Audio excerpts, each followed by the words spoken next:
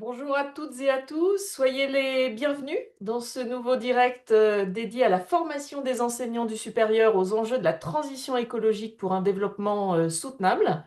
Alors le cycle se poursuit après 15 webinaires proposés entre mars 2024 et septembre 2025, portés par des intervenants au profil disciplinaire variés. Tous ces webinaires s'inscrivent dans le cadre des activités de formation des enseignants que mène UVED et qui font suite à la publication à la fois du rapport Jouzel Abadi, du plan climat-biodiversité ou encore des notes de cadrage et de préconisation du ministère de l'Enseignement supérieur et de la Recherche. Alors, concernant les thématiques abordées tout au long de ce cycle de direct, vous le savez, UVED s'inscrit dans le cadre du socle commun de connaissances et de compétences pour la formation des enseignants et des étudiants de premier cycle à la TEDS. Donc, pour rappel, ce socle couvre les 4 grandes thématiques suivantes: le changement climatique, la biodiversité et sa préservation, les ressources et leur disponibilité, et enfin la transition juste et équitable. Alors rentrons dans le vif du sujet. Pour ce nouvel événement, nous avons le plaisir d'accueillir Didier Gasquel. Didier, bonjour. Avant de te laisser la Bonjour. parole pour une présentation sur le thème de la pêche et de l'alimentation durable, je vais rapidement te présenter. Tu es professeur émérite en écologie marine à l'Institut Agro à Rennes, où tu as longtemps dirigé le pôle halieutique mer et littoral et le master sciences halieutiques et aquacoles. Tes travaux de recherche portent sur l'exploitation durable des ressources vivantes de la mer et sur la modélisation des impacts de la pêche et du changement climatique sur le fonctionnement trophique des écosystèmes marins. Tu es un spécialiste reconnu de l'approche écosystémique de la gestion des pêches et tu es membre du conseil scientifique d'IFREMER, mais également du conseil de l'environnement polaire. Tu as publié en 2023 la pêche écologie manifeste pour une pêche vraiment durable. Nous invitons tous les participants à bien vouloir couper leur micro. Et Didier, je te laisse la parole et à tout à l'heure pour le temps d'échange avec Vincent qui te relaiera les questions posées dans le fil de discussion. Didier, à toi. Bien, bonjour à tous et merci d'être venus assister à ce webinaire où je vais effectivement vous parler surtout de pêche, mais un petit peu aussi d'alimentation durable et puis voir comment ce secteur peut relever des défis à la fois d'impact écologique, des questions climatiques et puis des questions sociales aussi. Donc vous devez voir mon écran, il faut encore que je le mette en mode diapositive, voilà. Alors, en introduction, je vais commencer par vous dire que la pêche, au moins à l'échelle des écosystèmes et à l'échelle globale, mondiale, c'est une affaire assez récente. Vous avez là une courbe de capture qui vous donne comment a évolué l'ensemble des captures exprimées en millions de tonnes depuis un peu plus d'un siècle, presque un siècle et demi. La pêche, elle vient de très loin, mais longtemps, elle est restée limitée aux zones côtières, à la mer du Nord, au large de l'Europe, et elle a vraiment commencé à se développer dans une première révolution industrielle qui a eu lieu à la fin du 19e siècle, début du 20e siècle, lorsque le moteur est arrivé. Et puis, vous voyez sur ce graphique qu'il y a une interruption presque totale dans la Première Guerre mondiale, pas grand-chose entre les deux guerres, une deuxième diminution, Seconde Guerre mondiale. Et puis, à partir de 1950, on a des statistiques qui seront en couleur parce qu'on a des données un petit peu plus précises. Et on voit que la pêche a eu connu une deuxième révolution industrielle. Elle s'est développée de manière très très forte dans les années des années 50 aux années 90, notamment dans la période des 30 glorieuses. C'est l'époque où les États, et notamment tous les États des pays développés, occidentaux d'abord, asiatiques plus tard, ont massivement subventionné le développement de grandes pêches industrielles qui sont parties à la conquête des océans. Vous voyez aussi sur ce graphique que les captures dans l'océan Atlantique, qui est le segment que vous avez le plus en bas, ont cessé d'augmenter dès le début des années 80, parce qu'en réalité, on avait mis en exploitation la production de cet océan et on ne peut pas pêcher plus que la mer ne produit, c'est l'océan qui produit. La même chose s'est répétée avec une décennie de décalage dans l'océan Pacifique, un petit peu plus tard dans l'océan Indien. Vous voyez qu'on a rajouté tout en haut une partie grisée qui correspond, alors ce qui est en dessous en couleur, c'est les déclarations des États, et cette partie grisée, c'est une estimation évidemment assez incertaine de ce qui n'est pas déclaré, des captures non déclarées, non suivies, certaines qui partent à l'alimentation directe, à l'autoconsommation. Pardon, excusez-moi. Euh, et qui donne le total. Ce qui est frappant sur ce graphique, donc c'est deux points. Un, une évolution, un développement qui s'est fait très très rapidement au XXe siècle. Et deuxièmement, le fait que le pic de production, c'est vrai dans les données totales, mais c'est vrai aussi dans les données officielles, hein, est atteint en 1996. Je dirais, on parle souvent du pic de production du pétrole, du charbon, du je ne sais pas quoi qui serait devant nous. En matière de pêche, d'une certaine manière, on en avance sur tout le monde parce que peut-être le secteur de la pêche est celui qui a exploité, d'une certaine manière détruit les ressources de manière plus efficace que les autres. Et depuis maintenant 40 ans, ce secteur est en déclin, surtout si on tient compte des données non officielles. On perd 600 000 tonnes par an dû à la mauvaise gestion des pêches et à des niveaux de pression qui sont trop importants. Dans cette première partie, avant d'aller justement vers la pêche plus durable, je vais commencer par cerner les principaux impacts auxquels que la pêche entraîne. Le premier, évidemment, c'est un impact sur les ressources qu'on exploite. Vous avez là, à titre d'illustration, une cartographie dans laquelle on a reconstitué l'abondance. Alors pas l'abondance de tous les poissons, mais ce qu'on appelle les poissons de fond, mais enfin qui représentent à eux tout seuls quasiment 90% des captures. Reconstitution des abondances de poissons de fond en 1900. Alors c'est basé sur des modèles, il y a une part d'incertitude, mais on voit bien que ces poissons de fond, ils sont présents sur les plateaux continentaux, hein, le centre des océans est relativement un désert, avec des abondances très importantes sur toutes les côtes de l'Europe comme de l'Amérique du Nord. Regardez bien la carte, voici la même estimation en 2000. Nous avons, au cours du XXe siècle, en même temps que se développait la pêche, comme je vous l'ai montré avant, nous avons littéralement vidé la mer de la plus grande partie de ces poissons. On estime que l'abondance de ces poissons de fond a été divisée d'un ordre de grandeur qui est un ordre de grandeur de 10. Là où il reste une tonne de poissons sur le fond, il faut imaginer qu'il y en avait 10 il y a maintenant un peu plus d'un siècle. Ça serait moins vrai pour les poissons dits de surface, avec une diminution qui ne serait que de un facteur 3 à 5, mais quand même des diminutions très importantes. Alors ça, c'est évidemment le premier effet de la pêche. Il n'y a pas de pêche sans impact, et quand on pêche, même si c'est d'une ressource renouvelable, eh bien on tend à diminuer l'abondance des ressources exploitées. Ce qu'il faut bien comprendre, c'est que ça a des conséquences sur tout l'écosystème. Je vous montre là un graphique, je ne vais pas détailler évidemment, qui est une représentation de ce qu'on appelle un modèle écosystémique, un modèle dans lequel on représente tous les compartiments du vivant dans l'océan. En bas, les végétaux, les productions primaires, les détritus qui jouent un rôle très très important dans le fonctionnement de l'écosystème. Et puis au-dessus, ceux qui les mangent, et encore au-dessus, ceux qui les mangent, c'est un modèle de chaîne alimentaire, ou plutôt ce qu'on appelle de réseau trophique. Et ce qui est entouré dans cet exemple-là, bon, c'est le golfe de Gascogne, mais à la limite, peu importe l'exemple, hein. Ce qui est entouré ici, c'est les compartiments qui font l'objet de la pêche. Et ce que nous dit ce graphique, c'est que dans cet écosystème-là, et c'est très général dans très nombreux écosystèmes, on exploite la plus grande partie de tous les maillons supérieurs. Alors, ça entraîne évidemment des changements d'assemblage d'espèces. Certaines espèces sont plus impactées que d'autres, ça modifie des équilibres. Et puis, plus globalement, ça modifie toute la structure et tout le fonctionnement de l'écosystème. Dans ces modèles écosystémiques, on montre qu'on va vers des écosystèmes qui sont globalement moins productifs, parce qu'on a tendance à en extraire les espèces les plus productives, puis à laisser, je mets entre guillemets, en quelque sorte, les mauvaises herbes, hein.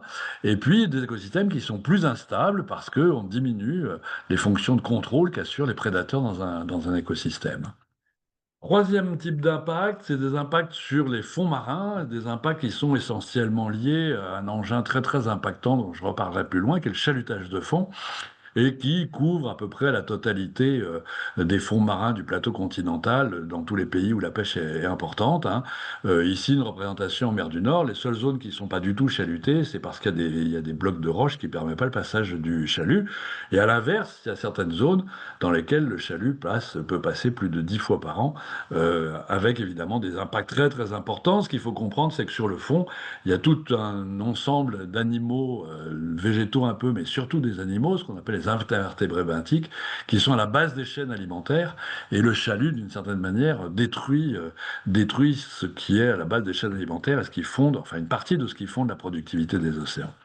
Et puis des impacts un peu spécifiques sur des espèces en principe pas pêchées, bon, encore que les requins font l'objet de pêche, mais qui sont néanmoins très impactés par la pêche parce que ce sont ce qu'on appelle des espèces sensibles, des espèces dont la fécondité est faible et qui sont celles qui vont finalement pouvoir être classées en danger d'extinction du fait des impacts de la pêche. Alors les oiseaux marins, hein, qui ont déjà beaucoup diminué, on estime une diminution quasiment au moins par deux, et probablement par trois de l'abondance des oiseaux marins. D'une part parce qu'ils sont des fois capturés de manière accidentelle, mais aussi parce on a beaucoup diminué leurs ressources alimentaires, ce dont ils se nourrissaient, les petits poissons dont ils se nourrissaient. Les mammifères marins, évidemment, hein, très impactés, vous en avez sans doute entendu parler. Le groupe des tortues et puis le groupe des requins, qui sont le seul groupe de poissons, enfin ce qu'on appelle généralement les sélaciens, les élasmobranches, qui sont tout ce groupe des raies et des requins, qui sont des poissons à faible fécondité et potentiellement espèces sensibles. Voilà, tout ça, ça explique que la pêche, elle soit classée dans la première grande évaluation menée par l'IPBES. Hein. L'IPBES, je pense que vous savez ce que c'est la plateforme internationale pour la biodiversité et la gestion des services écosystémiques, qui a fait ce grand inventaire des impacts anthropiques sur les écosystèmes, avec cette figure qu'on voit dans beaucoup de documents où on représente quelle est la part des différents drivers ou des différents facteurs d'érosion de la biodiversité. Autant en milieu terrestre et eau douce, c'est essentiellement les changements d'usage des terres qui jouent, autant en mer, le premier facteur, c'est les impacts de la pêche. Donc impact sur la biodiversité des espèces, mais je reviens sur ce que je viens de dire. Les espèces pour lesquelles on a un vrai impact en termes de risque d'extinction d'espèces, ou en tout cas de classement sur des listes rouges, ce sont les espèces à fécondité faible, des œufs de requin, des œufs de poisson, des mammifères. Cela, il y a un vrai impact. Pour l'ensemble de tous les autres poissons osseux, téléostéens, ils ont généralement des fécondités absolument formidables et il y a quasiment pas d'exemple où on ait des vrais risques d'extinction. Il y a beaucoup de gens qui cherchent et c'est une bonne idée. On a deux, trois espèces dans lesquelles c'est généralement des impacts combinés de la pêche et puis d'autres événements. Donc pour cela, la question de la biodiversité, elle n'est pas tellement une question de biodiversité spécifique, elle est vraiment une question de biodiversité fonctionnelle, d'abord de biodiversité fonctionnelle. Quand on diminue l'abondance de tous ces prédateurs supérieurs, de tous ces maillons supérieurs des chaînes alimentaires, eh bien, ils jouent plus leur rôle, ils jouent plus leur fonction et l'écosystème dysfonctionne, ce dont je redirai un mot plus loin. Probablement aussi, on le connaît moins bien, mais c'est de plus en plus mis en évidence, des impacts très importants sur la diversité génétique. Alors, face à ça, si on veut aller vers une pêche durable, que faut-il faire? Ah non, pardon, excusez-moi, je voulais quelques mots sur le changement climatique, avant de revenir aux impacts sur ce qu'il faut faire. Alors, le changement climatique, il a déjà des impacts très importants et plus généralement, il se combine avec d'autres facteurs pour aboutir à des questions d'érosion de la biodiversité. On observe déjà de très nombreuses populations de poissons qui alors ne migrent pas vers le nord. On dit souvent ça, mais c'est un abus de langage. En fait, ce sont les populations qui sont au sud de l'aire de répartition qui sont en train de s'effondrer, alors que d'autres populations de la même espèce sont en train de se développer plus au nord. L'exemple le plus connu, le plus frappant, c'est la morue de mer du Nord, dont on voit que le recrutement, c'est-à-dire le nombre de jeunes poissons, c'est le succès de la reproduction, c'est le nombre de jeunes poissons qui arrivent tous les ans pour renouveler la population, bah, s'effondre depuis maintenant une vingtaine ou une trentaine d'années. Mais on en a de multiples exemples, hein, la morue de mer Celtique, la gleufin de mer du Nord, la baudroie, la sole du golfe de Gascogne, soit parce que la température devient trop chaude, soit parce que les apports en nutriments diminuent en même temps que les débits des fleuves côtiers diminuent, moins de nutriments, moins de phytoplancton, moins de zooplancton, moins de survie, en particulier par exemple des larves de sol dans le golfe de Gascogne, c'est des choses qui ont été bien montrées. Il y a d'autres espèces qui se développent, donc il y a eu quelques pionniers qui sont arrivés chez nous, les populations se développent de manière locale, et on voit par exemple se développer au large de nos côtes des populations de sangliers, de balises, de rougets barbets, d'anchois, qui sont des espèces d'affinité d'eau chaude. Malheureusement, celles qui se développent ne compensent pas celles qui régressent, et d'une manière globale, on assiste déjà à une baisse de l'abondance globale de tous les poissons de la mer, et plus généralement, ce qui est montré sur le graphique, géographique, c'est l'abondance globale de tous les animaux, hein, la biomasse des consommateurs, donc l'ensemble de la biomasse animale à l'échelle océanique. Comment elle a diminué ces dernières années, comment elle diminuera dans les décennies à venir, selon des scénarios d'évolution du changement climatique. Dans le scénario le plus optimiste, on perdrait, si j'ose dire, que un peu moins de 10%, et dans les scénarios plus pessimistes, presque 20%. Et ça, c'est l'évolution à l'échelle mondiale. Si on le reporte sur une carte, on voit qu'il y a des zones qui vont être beaucoup plus impactées, notamment l'Europe fait partie des zones impactées, mais aussi toute la ceinture tropicale, avec des pays en Afrique et en Asie qui sont très très dépendants de la pêche. La biomasse animale baisse et va continuer à baisser. Bien sûr, les potentiels de capture vont baisser dans les mêmes proportions. Et puis, peut-être le phénomène le plus frappant qu'on observe déjà, c'est qu'on observe déjà le fait que les écosystèmes tendent à devenir plus instables parce que les fonctions de contrôle des prédateurs s'effondrent, parce qu'on va vers des espèces à vie plus courte, avec moins de classes d'âge et qui sont plus chaotiques. Dans ces dernières années, par exemple, on a observé des phénomènes voilà, chaotiques qui sont soit des explosions de population, soit des effondrements de population. Dans les explosions de population, on peut citer le poulpe qui s'est beaucoup développé sur les côtes sud de la Bretagne, les araignées de mer qui sont beaucoup développées plutôt en Bretagne Nord, alors qu'à l'inverse, les populations de tourteaux, qu'on pensait pourtant solides et bien gérées, les populations de bulots, buccins, hein, se sont effondrées et on assiste à des effondrements ou s'il y a des régressions très très fortes des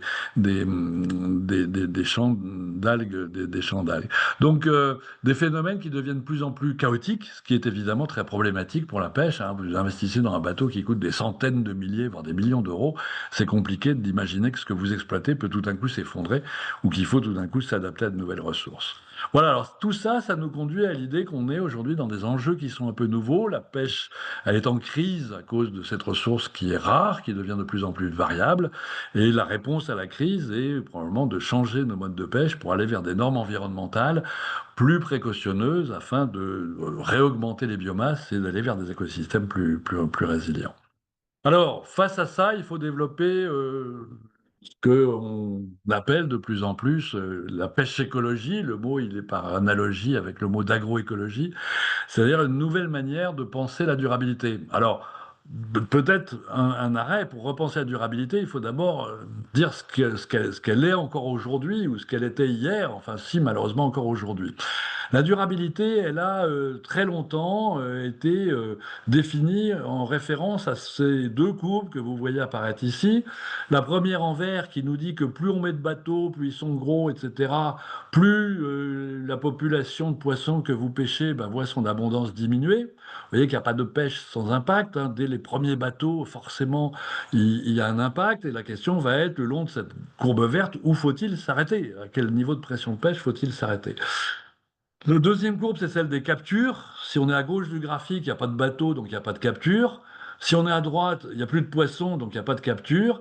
Et cette courbe des captures, elle passe par un maximum. C'est cette courbe des captures qui est utilisée pour introduire la notion de surexploitation. Contrairement à ce que croit le grand public, la notion de surexploitation, elle ne correspond pas du tout au début de l'impact. Vous voyez que l'impact commence avec le premier bateau. Elle ne correspond pas du tout à une situation dans laquelle, je le mets entre guillemets parce que c'est ce qu'on répète partout, on pêche plus que le stock ne produit. Non, c'est pas ça, la surexploitation. La surexploitation, c'est on a tellement impacté la population qu'on commence à voir les captures diminuer. On a rajouté des bateaux pour finalement pêcher moins. Ce qui est évidemment absurde, mais vous voyez que c'est absurde d'un point de vue du système de production, c'est plus une considération économique ou de rationalité du système de production qu'une notion d'écologie. Et pourtant, c'est cette notion de surexploitation qui est utilisée pour définir les normes de durabilité et l'objectif de la gestion des pêches aujourd'hui, il est d'être à ce qu'on appelle la gestion au rendement maximum durable. Bon, c'est vraiment du jargon, hein, la gestion au RMD, c'est-à-dire qu'on calcule aujourd'hui tous les quotas de pêche de façon à éviter la surexploitation et à se placer juste en limite de surexploitation. Donc aujourd'hui, quand vous entendez un ministre ou un responsable de pêche vous dire ça, c'est du poisson durable, la seule chose que ça veut dire à l'heure actuelle, c'est juste que on a évité de le surexploiter. Ce qui est évidemment une bonne idée, mais qui est en réalité très très très insuffisant. Si on réfléchit à cette notion, alors D'abord, il faut le dire, ce schéma-là, c'est un schéma dans lequel on regarde les choses espèce par espèce, c'est ce qu'on appelle une approche monospécifique, sans tenir compte des interactions entre espèces, sans tenir compte du rôle que chaque espèce joue dans le fonctionnement de l'écosystème. En fait, c'est une vision qu'on peut qualifier de productiviste, puisqu'elle vise juste à maximiser la capture sur le long terme, et elle est complètement obsolète par rapport aux visions écosystémiques qu'ont aujourd'hui les scientifiques. En particulier parce qu'elle admet des impacts qui sont déjà très importants. Vous voyez que mon graphique théorique est à peu près bien calé sur les ordres de grandeur qu'on observe. Lorsqu'on est dans cette gestion au RMD, on a divisé en gros par trois l'abondance de la population exploitée par rapport à une situation sans pêche. Et vous imaginez bien que si on divise en gros par trois l'abondance de tous les poissons de la mer, plus tous les mollusques, plus tous les crustacés, bon, c'est mieux que la division par 10 dont je vous ai parlé tout au début, mais c'est encore beaucoup trop. C'est très insuffisant d'un point de vue écosystémique. Donc il va falloir reconstruire une durabilité. Alors moi j'ai présenté ça, pardon pour la petite passe de publicité, vous trouverez ça sur Internet dans un petit bouquin qui s'appelle La pêche écologie, mais ça rejoint un courant de pensée. Je vous ai mis là un graphique avec une publication d'un auteur qui a fait pas mal de bruit, qui dit en gros les mêmes choses sur la nécessité de repenser la durabilité. Alors il va falloir repenser la durabilité autour de deux principes. Le premier, c'est on doit chercher à minimiser tous les impacts de la pêche sur toutes les composantes de l'écosystème. Il faut cesser de penser la durabilité en termes de quel est l'impact maximum admissible et passer au contraire à une recherche où en permanence on cherche à réduire les impacts. Autrement dit, on peut le réexprimer de la manière suivante, c'est comment on fait pour que chacun des poissons que la nature veut bien nous fournir, ou chacun des kilos de poissons que la nature veut bien nous fournir, comment on fait pour le pêcher avec le moins d'impact possible sur les ressources, sur les espèces sensibles, sur les habitats, sur tout le fonctionnement de l'écosystème. Comment on met toutes nos connaissances scientifiques, toute la connaissance des acteurs, tous les processus d'innovation, toute l'intelligence des acteurs, etc., pour réduire en permanence, dans un processus continu, pour réduire les impacts, de ne pas impacter plus que le strict minimum incompressible. Alors vous allez me dire, ah, quand on pêche un poisson, on a un impact, on pêche un kilo de poisson. Oui, mais on n'aura pas le même impact. On n'aura pas le même impact selon qu'on utilise, comme je le représente ici, un maillage fin. Vous avez à gauche une population de poissons avant qu'elle soit pêchée, on la passe à travers un tamis pour pêcher les petits poissons, on retient un certain nombre de petits poissons, conclusion, aucun poisson n'a le temps de devenir grand et gros, il reste dans la mer quelques petits poissons, si quand même un ou deux qui ont réussi à échapper, mais finalement une abondance très très faible. Si à l'inverse, on utilise un maillage beaucoup plus grand, eh ben on laisse tous les petits poissons dans la mer, dont certains ont le temps de devenir vieux et grands, et nous, on ne pêche à ce moment-là que un petit nombre de plus gros poissons. C'est tendre vers ce que j'appelle la cueillette des plus beaux fruits dans le jardin d'Éden, et on montre, c'est très démontré dans beaucoup de publications, qu'on peut à ce moment-là pêcher tout autant, en laissant beaucoup plus de poissons dans l'eau, ce qui fait que ça va être moins difficile d'aller les pêcher, ça va coûter moins cher, et avec un impact qui sera beaucoup plus faible. Les ordres de grandeur, hein, c'est qu'on peut probablement multiplier par deux l'abondance des populations telles qu'elles sont observées aujourd'hui en Europe, tout en pêchant autant et en laissant donc beaucoup plus de poissons dans l'eau. Il faut de la même manière réduire d'autres impacts, et alors évidemment ces impacts sur le fond qui sont liés au chalut. Il faut aller vers ce qu'on appelle la déchalutisation. Alors c'est pas simple, ça va pas se faire du jour au lendemain, hein. C'est un peu comme sortir de la voiture thermique. Il faut étaler ça sur 10 ans, 15 ans, 20 ans. D'autant plus que le chalut aujourd'hui, c'est un engin très important qui fait vivre les criées. Enfin voilà, faut pas tout casser. Mais en fait, le chalut est déjà en train de régresser parce que bah, ça demande beaucoup de gasoil pour aller pêcher pas beaucoup de poissons, donc c'est plus rentable. Et la grande question, c'est comment on invente un avenir post-chalut en développant des pêches douces amenées à remplacer ce chalut. Alors lui, il est très impactant parce qu'il émet du CO2, parce qu'il détruit les fonds marins, parce qu'il n'est pas sélectif. Les autres engins ont souvent, des fois, un certain nombre de problèmes. Alors par exemple, les filets, tels que vous avez représentés là, sont les engins qui aujourd'hui ben, capturent les mammifères marins. Donc là aussi, il faut faire des innovations. Les palangres, qui sont ces lignes sur lesquelles il y a beaucoup d'hameçons, ce sont souvent eux qui capturent les oiseaux marins lorsqu'on les relève, ou des fois, quand elles sont sur le fond, les requins. Donc voilà, donc d'une manière générale, il y a une révolution des engins il y a une révolution à faire pour tous les engins de pêche pour arriver à avoir des engins plus sélectifs, des dispositifs d'évitement des captures accidentelles, etc. C'est en particulièrement vrai vis-à-vis des espèces sensibles.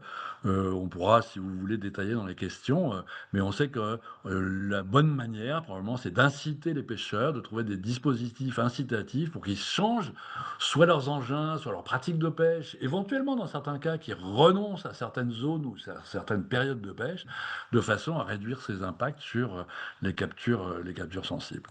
Il faudra avoir une politique sur les aires marines protégées. Alors, les aires marines protégées, la France se caractérise par le fait qu'elle en a créé partout. Vous avez la grande carte qui vous dit toutes les zones aujourd'hui classées en aires marines protégées. Le problème, c'est que dans la plupart d'entre elles, il n'y a pas du tout de mesures de protection. Ce sont des aires marines protégées totalement de papier. On estime que les zones classées aires marines protégées couvrent aujourd'hui 44% de la France métropolitaine, enfin des eaux sous juridiction française en France métropolitaine, mais que la partie réellement fermée totalement à la pêche, c'est moins de 0,1%. Donc l'enjeu aujourd'hui n'est pas de créer de nouvelles aires marines protégées, l'enjeu est de protéger les aires marines actuellement très peu protégées. Et puis alors il y a un deuxième facteur, enfin un deuxième principe très important dans la pêche écologique, c'est la durabilité, c'est pas que de l'écologie, c'est aussi de l'économique et du social. Et donc, c'est l'idée qu'il faut passer d'une situation dans laquelle on s'intéresse que à la maximisation de la rente économique. Bon, c'est un peu le principe, je dirais, du système capitaliste pour aller vite, hein. C'est-à-dire, là aussi, pour être un peu, en étant un peu caricatural, c'est-à-dire on se dit on va maximiser la rente économique en minimisant les coûts de production. Ça marche pas bien sur des ressources limitées comme la pêche, parce que finalement, c'est pas les pêcheurs qui produisent, c'est la mer. Les pêcheurs, ils ne font qu'aller en mer. Enfin, c'est pas négligeable, hein, mais leur fonction, fondamentalement, c'est d'aller en mer, ramasser ce que la nature veut bien produire, de le faire avec le minimum d'impact, d'une part, mais d'autre part, de le faire en cherchant à ce que ce qui est ramassé bénéficie à l'ensemble de la société. Voilà, on n'est pas dans un système où plus on devient rentable, plus on va pouvoir investir dans de nouveaux moyens de capture qui font qu'on produira plus. Voilà, ça c'est une industrie un peu classique, j'ai envie de dire, dans laquelle on est sur ce raisonnement, évidemment discutable ou discuté, mais qui est là, hein. Les profits d'aujourd'hui sont l'investissement de demain, etc. Vous connaissez ça. Là, c'est pas la peine de réinvestir plus pour mettre plus de bateaux. C'est la mer qui produit et sa quantité, on en a eu l'expérience, elle est limitée. Donc la question, elle se pose différemment. C'est plutôt comment on maximise l'utilité sociale, économique, sociale et sociétale de ce que la nature produit. Alors, une autre façon de reposer la question, c'est de dire finalement, qu'est-ce qu'on fait de ce qu'on appelait, ou ce qu'on appelle encore souvent les services écosystémiques, en l'occurrence, enfin, maintenant, on parle plutôt à l'échelle internationale hein, des contributions de la nature, sachant que dans le cas de la pêche, ces contributions sont limitées. Qu'est-ce qu'on en fait? Alors évidemment, le poisson qu'on pêche, on va le manger, ça tout le monde est d'accord. Mais dans un pays comme le nôtre, on n'en fait pas que ça. Ce qu'on en fait dans un pays comme le nôtre de la pêche, c'est ça. C'est-à-dire des petits ports partout sur la côte, et des ports qui sont vivants souvent parce qu'il y a une activité de pêche qui est une activité durable, pérenne sur tout le long de l'année, qui crée de la richesse et qui diffuse cette richesse dans la société. Autrement dit, dans un pays comme le nôtre, et c'est vrai beaucoup de pays de l'Europe du Sud, hein, c'est moins vrai en Europe du Nord, la pêche, elle a une fonction très importante, c'est un outil d'aménagement du territoire. La pêche, c'est des protéines alimentaires, mais c'est aussi de l'emploi, c'est de la richesse créée, et j'ai envie de dire, c'est aussi des grandeurs non économiques, hein. C'est la fierté d'avoir un beau métier, c'est du bonheur sur le quai, je dis souvent, c'est peut-être aussi l'amicale des anciens, le club de foot, qui sont vivants dans le bourg, parce que le bourg est vivant, parce qu'il y a une activité de pêche, et que si elle n'était pas là, bah, à moins qu'on soit dans une zone touristique, ça serait la désespérance. Donc, qu'est-ce que ça veut dire? Un exemple pour bien illustrer le propos. Cet exemple, c'est celui de la coquille Saint-Jacques, hein, qui est exploitée, notamment dans ce qu'on appelle la baie de Saint-Brieuc, donc dans une baie là où il y a un gisement qui a connu une grave crise de surpêche dans les années 70. Il y avait à l'époque 250 bateaux. Les pêcheurs se sont réunis collectivement, ont décidé de rester nombreux, de garder l'emploi pour des motifs sociaux, mais aussi avec l'idée que c'était la condition sine qua non pour que les bourgs qui sont tout le long de la côte de Saint-Brieuc, enfin de la baie de Saint-Brieuc, restent vivants. Donc ce qu'ils ont fait, c'est qu'ils ont décidé qu'on pêcherait que 6 mois par an, saison d'ouverture et de fermeture de la coquille, que dans les 6 mois, on pêcherait que que 2 jours par semaine, le lundi et le mercredi, je crois, que dans ces 2 jours-là, écoutez bien, on ne pêcherait que 3/4 d'heure dans la journée, 3/4 d'heure dans la journée, et que par ailleurs, on le ferait avec un bateau qui aurait au maximum 2 dragues dont les dimensions sont réglementées, et cetera. Moyennant quoi, eh bien, il y a toujours 200, entre 200 et 250 bateaux dans la baie de Saint-Brieuc. Ils pêchent chacun tous les ans 30-40 tonnes, ils en vivent très bien. Le reste de l'année, ils développent d'autres activités de pêche ou éventuellement des activités complémentaires. Et les bourgs de la baie de Saint-Brieuc sont restés particulièrement vivants. Donc c'est clairement des objectifs économiques et sociaux, d'une durabilité économique et sociale, qui a conduit à ce modèle de pêche. D'autres pays, eh ben, ils ont plutôt développé les bateaux que vous voyez sur la petite photo en haut à gauche, là. C'est-à-dire ça, c'est des dragueurs qui font pas loin de 40 mètres de long, qui ont 14 dragues à coquilles sur chaque côté, ça en fait 28 au total. Dès comme ça, vous en mettez deux dans la baie de Saint-Brieuc. Ça ne changera pas beaucoup l'impact hein, s'ils respectent les quotas. Par contre, l'impact écologique, hein. Par contre, ça changera complètement les retombées économiques et sociales sur la société. Ce genre de bateau, ben, eh bien, je le dis, voilà, de manière, même si ça paraît très politique, oui, on peut le dire au bon sens du terme, hein, mais d'une certaine manière, c'est une captation de la rente tirée de la nature au profit de quelques armateurs, probablement riches, hein, et au détriment de l'aménagement des territoires côtiers. D'ailleurs, ces deux modèles incompatibles, et quand ils se rencontrent, ça fait cette photo du bas avec des bateaux qui s'envoient des fumigènes à la tête parce qu'ils ne sont pas sur le même modèle. Autrement dit encore, cette rupture de l'économique et du social, c'est la question à quelle échelle est-ce qu'on fait le raisonnement économique? Est-ce qu'on le fait à l'échelle de chaque entreprise de pêche? Si on le fait à l'échelle de chaque entreprise de pêche, il n'y a pas de doute que l'entreprise de pêche la plus rentable, c'est un modèle très industriel dans lequel on a un petit nombre de très gros bateaux euh, qui rapportent chacun beaucoup d'argent. Où est-ce qu'on fait le raisonnement non pas à l'échelle de l'entreprise? Alors il faut quand même que les entreprises soient rentables, hein. On ne va pas entretenir des entreprises qui perdraient de l'argent, mais globalement, ce qui prédomine, c'est le raisonnement économique à l'échelle du territoire, où on inclut tous les impacts économiques induits, les impacts sociaux et les valeurs non économiques, comme je le disais tout à l'heure, le club de foot ou l'amicale des anciens. Voilà, alors pour développer ça, on peut aller un peu plus loin et puis se lancer dans une analyse que je ne vais pas vous détailler là, c'est ce qu'on appelle l'approche par flottille. Ce qu'il y a derrière ce graphique, c'est le fait qu'on a distingué différentes tailles de navires, les petits, les moyens, les gros, mais aussi le type d'engin qu'ils utilisent, des chaluts, des dragues, des filets, etc. Et on a essayé de regarder en abscisse quelles étaient leurs performances socio-économiques, c'est-à-dire est-ce que par chaque tonne produite, ils créent beaucoup de valeur ajoutée et beaucoup d'emplois, et puis quelles étaient leurs performances environnementales en termes d'impact. Alors on a pris 5 grands impacts pour avoir une vision un peu écosystémique, un impact sur les fonds marins, sur les juvéniles, sur la surexploitation, sur le CO2, etc.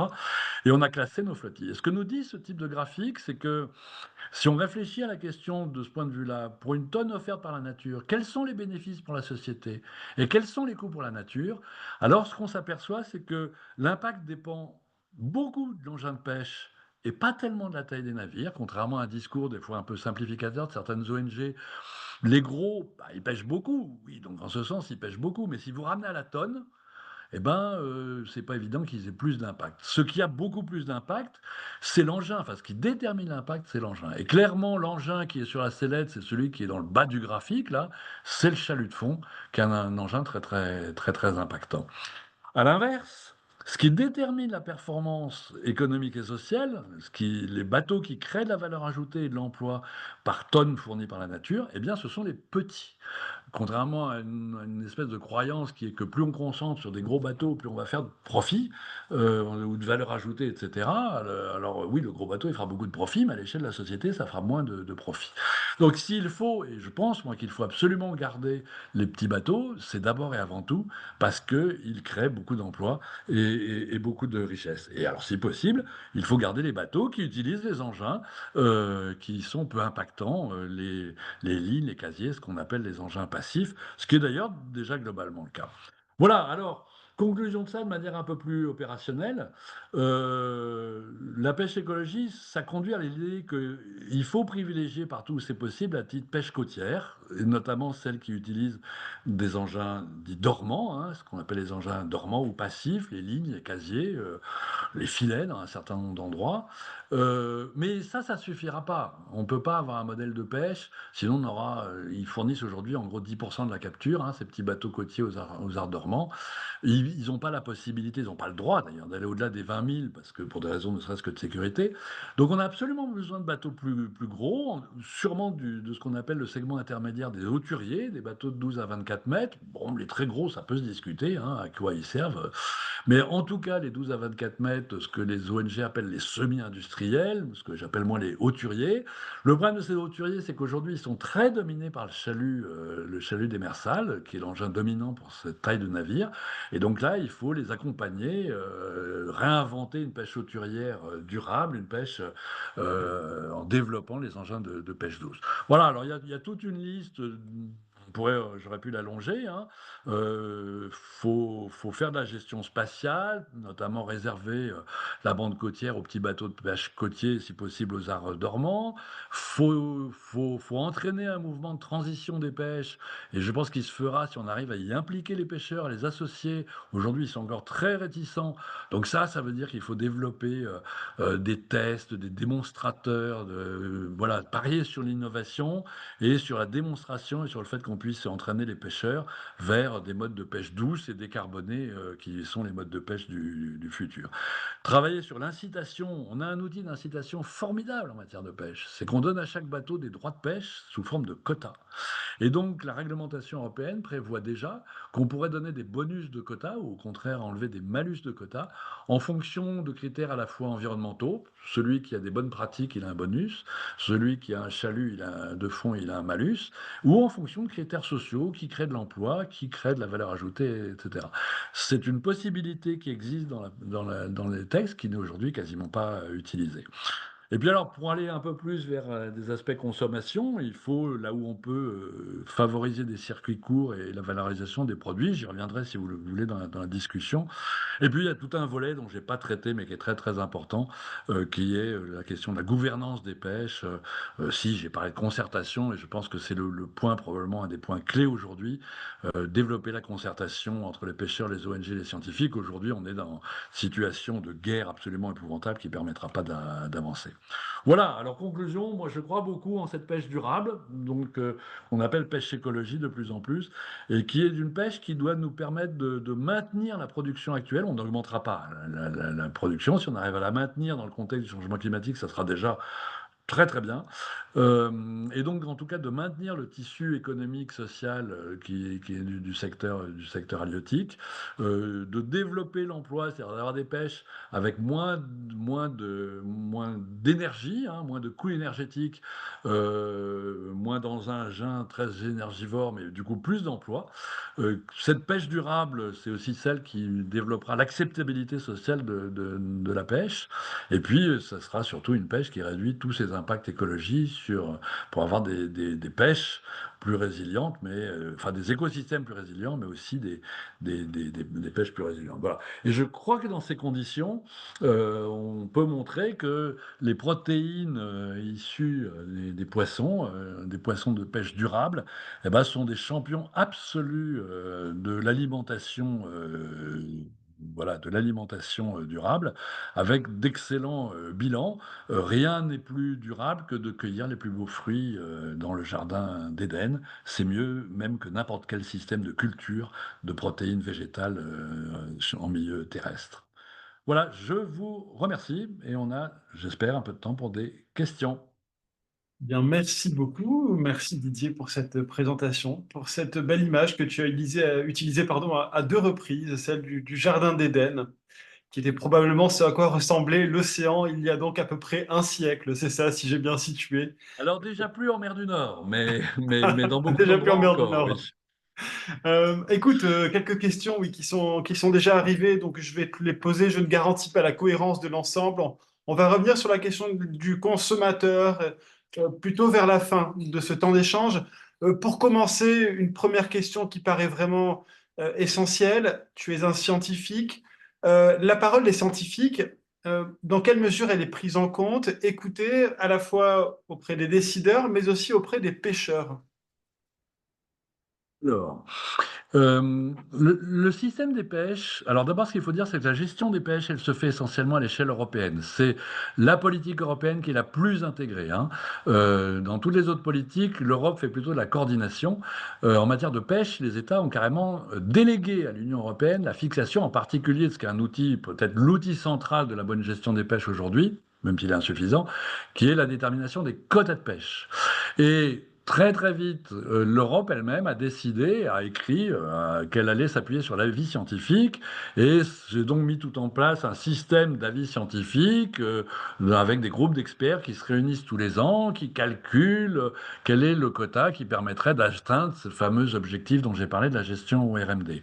Longtemps, l'avis scientifique n'a pas été respecté. C'est-à-dire que le Conseil des ministres qui se réunissait tous les mois de décembre pour décider des quotas, on voyait le ministre revenir en disant les scientifiques proposaient 1000 tonnes, grande victoire, j'ai obtenu 2000 tonnes et j'ai sauvé nos pêcheries. Évidemment, c'était absurde, c'était une façon de tuer la pêche, de faire de la démagogie à court terme. On n'en est plus là aujourd'hui. Dans les derniers conseils qui se sont réunis, chaque fois qu'il y a eu un avis, en tout cas chaque fois qu'il s'appuyait sur ce qu'on appelle un modèle complet, il n'y a même plus de discussion. L'avis scientifique, c'est le quota. Donc ça s'est bien amélioré. Dans le même temps, les scientifiques, alors dès qu'il y a un peu d'incertitude, qu'on a un modèle incomplet, les politiques en profitent pour dire ah oui, mais vous proposez quelque chose de douloureux, on n'est pas si sûr que ça va aussi mal que vous le dites, et donc on fait rien. C'est le principe de précaution à l'envers. C'est-à-dire que là où on a d'incertitude, au lieu de se dire, bah, comme on a d'incertitude, on va être prudent, on se dit non, non, on peut y aller. Et puis surtout, j'ai envie de dire, il y a de plus en plus de scientifiques, pas tous, mais quand même, il y a de plus en plus un consensus des scientifiques pour dire la gestion au RMD, ce que j'ai expliqué là, c'est pas bien du tout. C'est un impact beaucoup trop important. Il faut définir d'autres cibles de gestion, des niveaux de biomasse minimum. Il faut s'intéresser à toutes les autres dimensions écosystémiques. Et ça, pour l'instant, c'est très peu pris en compte par le politique. On en est encore on est en train d'essayer de mettre en place la bonne vieille gestion des pêches recommandée par les scientifiques des années 1950, quoi, hein. Donc il y a quand même énormément de retard. Côté pêcheur, j'ai envie de dire, ça se passe souvent pas trop mal localement, quand on est sur une ressource locale. Par exemple, la coquille Saint-Jacques dont j'ai parlé en baie de Saint-Brieuc, il y a une très bonne collaboration entre les pêcheurs du coin et puis la station Ifremer du coin qui fait les évaluations pour dire quel va être le quota. Donc ça se passe bien.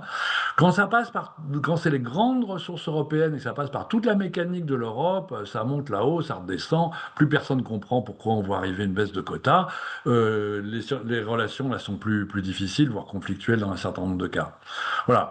Il y a aussi un problème de représentation avec le fait que les structures nationales de représentation des pêcheurs, ce qu'on appelle le Comité national des pêches aujourd'hui, est quand même très le représentant de la grande pêche industrielle, voilà, qui a à la fois des conflits avec les petits pêcheurs hein, en interne et aussi sur des visions, on va dire, assez conservatives par rapport à l'idée de la transition écologique des pêches. Ça répond aussi, ce que tu dis, à une question qui a été posée sur les réglementations actuelles qui régissent la pêche. Peut-être élargir cette question. Tu as beaucoup parlé des eaux territoriales, éventuellement des ZEE. Au-delà, on en a beaucoup parlé avec le traité Ouais, qui a été adopté. Qu'est-ce qui ouais. se met en place par rapport à la pêche illégale et à tout cet espace en fait où la réglementation est beaucoup moins forte et le suivi peut-être beaucoup plus difficile? Alors, Alors c'est vrai qu'il y a une vraie différence entre les eaux qui sont dans les ZE, où il y a de plus en plus une pêche, j'ai envie de dire quand même très réglementée, avec beaucoup, voilà. Je dis pas que tout est parfait, tout le monde triche un peu, hein, mais quand même c'est de plus en plus réglementé, en tout cas dans les pays développés, hein. Il en va un peu différemment dans les pays qui n'arrivent pas à faire le contrôle. La haute mer, c'est vrai que c'est beaucoup plus compliqué parce que c'est un peu le Far West, il n'y a pas d'État qui ait des pouvoirs de régulation, de gestion, voilà. Malheureusement, le traité BBNJ, hein, c'est celui-là auquel tu Oui. fais référence, traité de la haute mer pour la conservation de la biodiversité, il a été dit qu'on en excluait les questions de pêche. Donc il ne change pas grand-chose à la gouvernance des pêches. Alors si quand même, il devrait permettre de créer des aires marines protégées, c'est un cadre qui définit les mécanismes par lesquels on arrivera peut-être un jour à créer des aires marines protégées. Le traité en lui-même ne change rien. Il est une porte ouverte à la mise en place de réglementations de type aires marines protégées mais qui sont quand même qu'un volet très alors important, hein, mais qui ça fait pas de la gestion des pêches à soi tout seul, ça, hein. Ce qu'il faut savoir quand même, c'est qu'il existe aussi des organisations régionales de gestion des pêches qui ont été mises en place par la FAO et qui couvrent aujourd'hui tous les océans, qui sont des structures alors qui ont un rôle utile, je dirais, d'expertise scientifique. Les grands stocks mondiaux, les grands stocks de thon qui sont au centre de l'océan, etc. Il y a des évaluations scientifiques, on sait assez bien où on en est. Ces structures peuvent faire des recommandations, mais par contre, elles ont un pouvoir très très faible. Et comme chaque État se dit, puisque l'autre respecte pas, il n'y a pas de raison que je respecte, cette gouvernance-là de la pêche en haute mer est pour l'instant faible, on va dire, et très insuffisante. Deux questions, Didier. Je suis pas sûr qu'elles aient un lien très fort, mais allez, je te les soumets quand même. Le premier, c'est comment on fait pour suivre l'état d'une population de poissons dans l'océan. Le deuxième, je reviens, tu as parlé des quotas et une question, quelles mesures pourraient être mises en place pour garantir une répartition plus juste des quotas entre les bateaux de pêcheurs? Je vais montrer cette diversité justement de bateaux et de types. Oui, alors c'est effectivement deux questions assez différentes. Alors, comment on suit les populations? Bah voilà, c'est typiquement ce que font les groupes d'experts. Chez nous, en tout cas tant que c'est dans les eaux européennes, c'est les collègues d'Ifremer hein, qui vont dans ces groupes d'évaluation. Ils s'appuient sur fondamentalement deux types de données. D'un côté, les statistiques de pêche, où on sait non seulement le nombre de tonnes, mais le nombre de jours de mer, de kilowatts, etc., mais aussi dans lequel il y a tout un système d'échantillonnage pour avoir l'âge des poissons. Donc on a une vision de la structure démographique des poissons, et pour aller vite, hein, plus on voit disparaître les vieux, plus c'est que la population elle est fortement exploitée, qu'on a mis de la mortalité par pêche, comme on dit. Voilà. Donc ça, c'est des données. Et puis l'autre source de données, c'est, pardon, excusez-moi, il y a des navires océanographiques avec toute une stratégie d'échantillonnage coordonnée à l'échelle européenne qui fait qu'on a des navires qui font des campagnes partout et qui là aussi récoltent de très nombreuses données. Donc ces données, c'est les données d'entrée dans des modèles mathématiques de dynamique des populations qui permettent de réestimer quel était le nombre de poissons dans la mer, etc. Ces modèles, à partir du moment, sous condition, on va dire qu'on ait des données de bonne qualité, sont considérés généralement comme relativement fiables. Alors de temps en temps, on s'aperçoit qu'on s'est planté hein, dans les modèles, mais globalement, c'est pas là qu'est le pire. Voilà. Alors, ça, c'est. Donc, tous les ans, on refait tourner les modèles. Hein. Le RMD, c'est un pourcentage qu'on peut pêcher sur chaque population de poissons. Et puis, la question, c'est bah, combien il y a de poissons dans la mer. Donc, tous les ans, on refait tourner les modèles pour avoir ces estimations-là, et ça nous donne les avis en matière de quotas. Une fois que le quota est fixé, qu'il suive ou qu'il ne suive pas la vie, hein, il y a effectivement la question de sa répartition. Le principe qui prévaut aujourd'hui en Europe, c'est la répartition se fait en fonction des antériorités de pêche. D'ailleurs, c'est comme ça que se fait, pour commencer, la répartition entre les États. Pour mettre en place la politique européenne des pêches, on a négocié pendant 10 ans pour savoir quelles seraient les clés de répartition. Et sur la morue, combien auront les Allemands, etc., etc. Et on l'a fait sur la base des captures moyennes des années 70. Voilà. Donc, cette clé de répartition a été établie une fois pour toutes. Elle est toujours valide, sauf qu'on a rajouté certaines espèces qui n'étaient pas sous quota, mais fondamentalement, elle est toujours valide. Et donc, on commence à faire comme ça la répartition entre États. Et puis, même chose, chaque État, après, répartit. Alors, en France, on répartit entre différentes organisations de producteurs, au prorata de combien elle avait l'année dernière. Là, on regarde les années récentes. Hein. Et chaque organisation de producteurs répartit entre ses différents adhérents, souvent, le plus souvent, au prorata, des fois corrigé de certaines considérations, mais globalement au prorata de ce que chacun pêchait. Ce système-là a l'immense inconvénient que les gros restent donc toujours éternellement des gros et les petits toujours éternellement des petits. Et ça a été clairement identifié dans pas mal de travaux scientifiques comme étant un vrai obstacle à la transition des pêches. Un nouveau pêcheur qui vient avec des idées nouvelles, qui veut développer de nouveaux modes de pêche moins impactants, avec des engins qu'on ne connaissait pas encore ou qui étaient peu utilisés pour cette espèce-là, etc., bah, par définition, il n'a pas d'antériorité, donc il n'a pas de quota. Voilà. Donc ça, c'est vraiment un gros problème. Alors, il y a quand même une petite caisse nationale dans laquelle on met les quotas de ceux qui partent en retraite et qu'on peut distribuer, mais c'est très très faible. En fait, c'est une des grandes revendications d'un certain nombre d'ONG, et moi en tant que scientifique, je peux que me dire ça me paraît une bonne idée. Il y a cet article, ce qu'on appelle l'article 17 de la politique européenne des pêches, qui fait que les États auraient parfaitement le droit alors, c'est logique de garder une part d'antériorité. Hein. On investit dans un bateau de plusieurs centaines de milliers d'euros. On ne peut pas jouer la totalité de son quota au yo-yo tous les ans. Hein.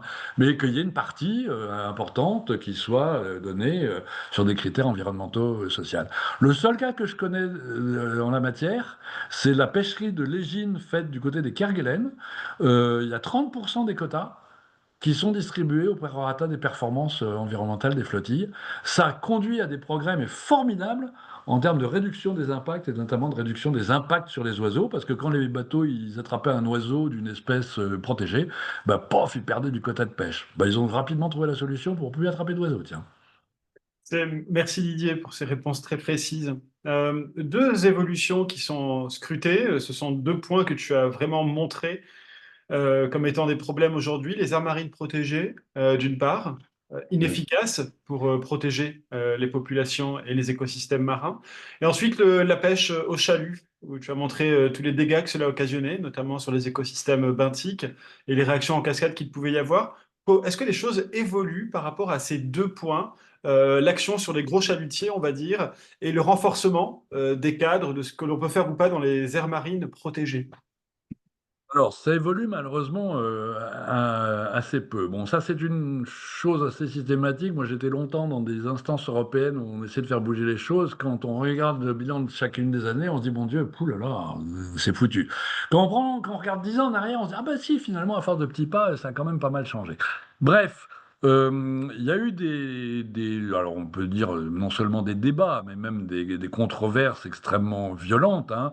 Au moment du sommet pour l'océan qui s'est tenu en juillet dernier à Nice, là, un certain nombre d'ONG demandant l'interdiction du chalut de fond. Alors attention, il y a aussi des chaluts de plein eau qui sont moins problématiques, mais en tout cas des chaluts de fond dans toutes les aires marines protégées, et les pêcheurs expliquant que c'était absolument impossible, qu'on allait les tuer, etc., etc. Les annonces qui ont été faites à l'issue du sommet ont été jugées extrêmement décevantes par tous les protecteurs de l'environnement ou tous les partisans d'une pêche durable, puisqu'il y a eu très très peu de mesures réellement nouvelles annoncées. La situation, elle est compliquée parce que ce qu'il faut bien comprendre, c'est que la France a fait du chiffre en mettant partout des aires marines protégées, de papier, là, tout en promettant, alors pas du tout avec l'idée qu'elle allait les fermer plus tard, donc elles n'ont pas été pensées en fonction de ce critère-là, et surtout elles ont été implantées en promettant aux pêcheurs que non, non, c'était promis, jamais on les embêterait là-dedans, et d'ailleurs la preuve en est qu'on allait leur donner la majorité dans les conseils de gestion des aires marines protégées. Donc la France est piégée dans une espèce de trucs. Elle a créé des aires marines protégées en jouant au plus malin, on va dire, pour être poli, en disant, mais de toute façon, on va rien faire là-dedans, ça ne gênera personne. Sauf qu'aujourd'hui, bah, les ONG, et puis je dirais presque la gouvernance mondiale, l'Europe dit, bah, si c'est des aires marines protégées, il faudrait quand même qu'il y ait quelque chose de protégé. Et c'est très compliqué d'en sortir. Dans l'idéal, il faudrait remettre à plat tout le truc. Il y a des zones qu'on sait très impactées par le chalut qui ne sont pas dans des aires marines protégées. Et on a des aires marines protégées dont on sait que bon, c'est peut-être pas là qu'il faut éclore le chalut. Si c'est pour qu'il aille à côté dans un endroit qui est plus fragile, c'est pas une bonne idée. Donc c'est vraiment un chantier vraiment compliqué. Ce qui est sûr, c'est que il faudrait avancer si on veut réellement une pêche plus durable, ça c'est clair. Et alors, vers cette pêche plus durable, là, on va aller progressivement vers la question de nous, des consommateurs. Mm. Premier point, tu as dit en conclusion, tu as parlé de la qualité nutritionnelle, peut-être du bilan écologique plus global des poissons pêchés. Une question a été posée par rapport à toutes les contaminations et toutes les pollutions qui sont dans l'océan. Est-ce que c'est quand même un point d'interrogation qui peut affecter la qualité des poissons? Et d'autre part, tu as parlé de poissons de pêche. Il y a des poissons de plus en plus d'élevage. Je crois qu'on consomme plus de poissons d'élevage. Ça a été montré par ton collègue Olivier Lepape, je crois, dans pas mal de Mm. travaux, dans le MOOC Océan, par exemple. Euh, cette qualité des poissons d'élevage, elle est aussi bonne ou ça dépend? Comment? Alors, c'est deux questions effectivement assez différentes.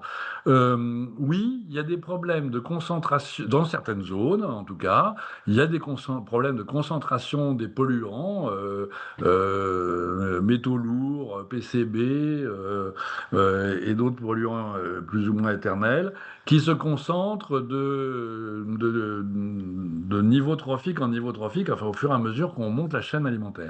Donc, c'est vrai, par exemple, qu'il y a eu toute une polémique. Alors, où Bloom faisait peut-être un peu voilà, de sensationnalisme, mais autour des captures de thon, en montrant que bah, il pouvait y avoir. Enfin, ce qui était problématique dans le cas des thons, c'est qu'on s'apercevait que les normes des doses maximum admissibles à un certain nombre de polluants étaient plus élevées que pour les autres espèces. Et là, on se dit, bah, quelle en est la raison? Est-ce que c'est le poids des lobbies ou est-ce qu'il y a une vraie raison scientifique et personne n'a su avancer une seule raison scientifique? Donc, oui.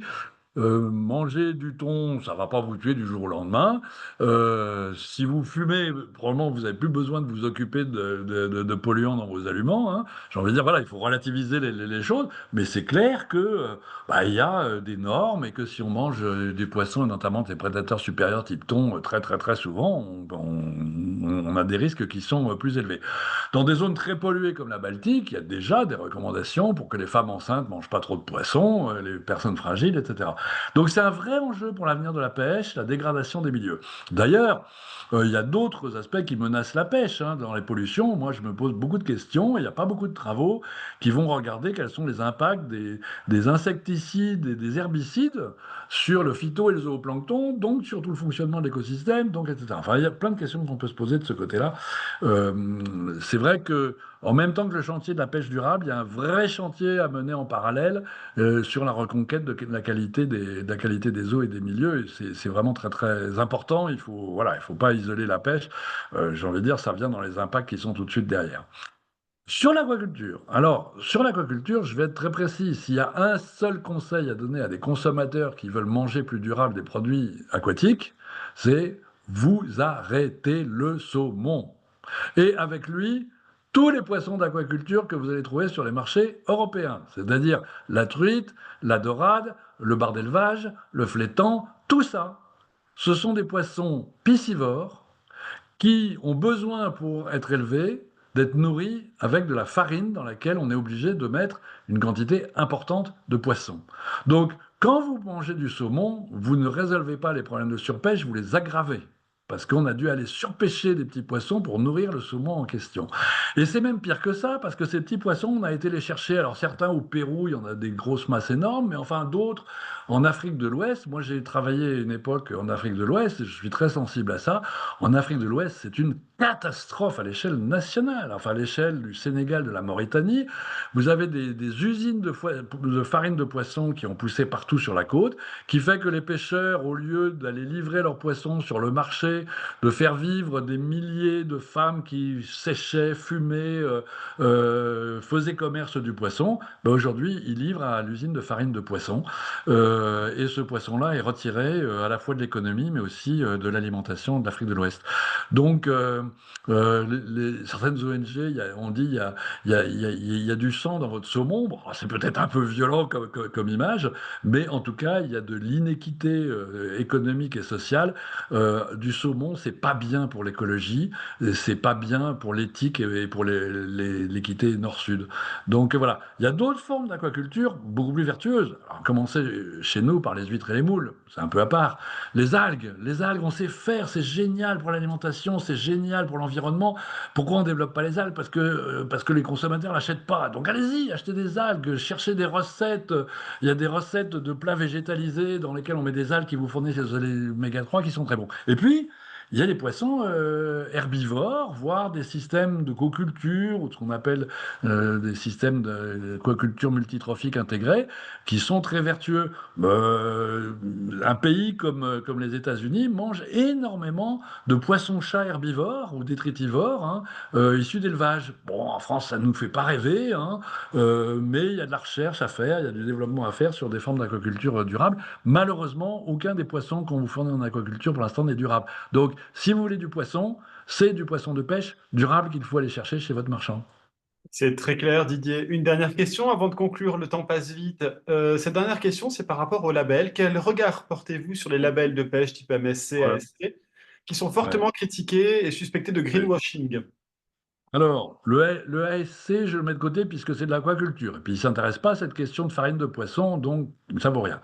Non, je suis un peu violent, mais d'autant plus que quand c'est bio, en aquaculture, généralement, il faut mettre plus de poisson dans la farine de poisson. Donc, euh, en matière de pêche, le principal label, c'est du MSC. Alors moi, j'ai participé à une expertise collective, là, avec tous les spécialistes. On était interrogés sur cette question et on a eu un jugement, on va dire, mi-figue, mi-raisin. Donc je le traduis comme ça pour les consommateurs.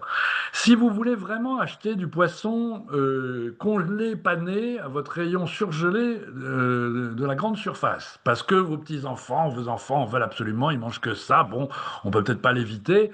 Alors oui, de préférence, prenez du MSC, ça évitera d'avoir de l'importation illégale. En gros, le MSC vous garantit que ça respecte un standard qui est celui de la base de la réglementation européenne, ni plus ni moins. Donc, c'est mieux que rien. Mais dans le fond, la bonne idée, ça serait de fermer la porte du congélateur, d'aller au rayon du frais. Et là, si vous êtes au rayon du frais, à l'inverse, je vous conseille de ne pas regarder le label MSC parce que il est fort possible qu'à côté du poisson qui a un label MSC et qui a toute chance d'être du poisson industriel pêché au chalut, il y a un autre poisson sur lequel il n'y a aucun label et peut-être que celui-là, il vient de petits pêcheurs artisans pratiquant la ligne, c'est-à-dire de manière plus durable. Donc quand vous êtes devant un rayon du frais, regardez l'étiquette. Il est obligatoire que soit noté sur l'étiquette non seulement le prix du poisson, bien sûr, son nom, vous savez ce que vous achetez, même son nom latin. Vous apprendrez les noms latins des poissons si vous voulez. Ça, c'est pas très utile. Mais surtout, son engin de pêche. Donc, essayez, peut-être pas d'interdire du jour au lendemain le chalut, c'est un peu compliqué, hein, mais de diminuer. Partez de là où vous êtes. Voilà, si, je pense dans les questions d'alimentation, il ne faut pas chercher à faire des gens parfaits du jour au lendemain. Il faut faire un bilan de ce qu'on consomme puis essayer de faire mieux. Donc, un peu moins de chalut, un peu plus de poissons de ligne, et puis aller vers des petites espèces, pêcher à la ligne, du chinchard de ligne, du maquereau de ligne. Il se porte pas très bien le maquereau en ce moment, mais du hareng, de sardines, etc. Voire le bar de ligne. Alors c'est un peu cher, on va pas le faire tous les ans, mais tenez, on a passé Noël, dommage. Prochain Noël, faites-vous une promesse. Pas de saumon, du bar de ligne. Ça sera beaucoup plus durable. Ben écoute, Didier, merci, merci beaucoup à la fois pour ces analyses très précises, mais aussi pour ces conseils très pratiques et ces suggestions. C'est déjà la fin de ce direct. J'espère qu'il aura été utile et apprécié par tous les participants. Je rappelle, avant de laisser le soin à Delphine de conclure ce direct, que bien sûr, il a été enregistré et qu'il sera mis en ligne sur notre chaîne YouTube UVED, sur notre portail, mais également sur la plateforme Moodle UVED. Delphine, je te laisse le mot de la fin. Le mot de la fin d'abord pour remercier Didier Gasquel. Didier, un grand merci pour cette présentation qui, je crois, a beaucoup plu. Ensuite, pour vous Merci à vous. informer de la date du prochain webinaire, ce sera le jeudi 5 février, durant la pause méridienne, et nous aurons le plaisir d'accueillir Fanny Henriette, qui est directrice de recherche au CNRS à Aix-Marseille Université, et qui viendra nous parler d'économie et plus particulièrement des approches économiques qui permettent d'impulser et d'accompagner la transition écologique. Voilà, vous recevrez bientôt toutes les informations utiles liées à ce webinaire et les éléments de connexion. Nous vous souhaitons une très bonne fin de journée et à bientôt donc. Et merci encore Didier. Merci à tous et bonsoir. Merci, bonsoir.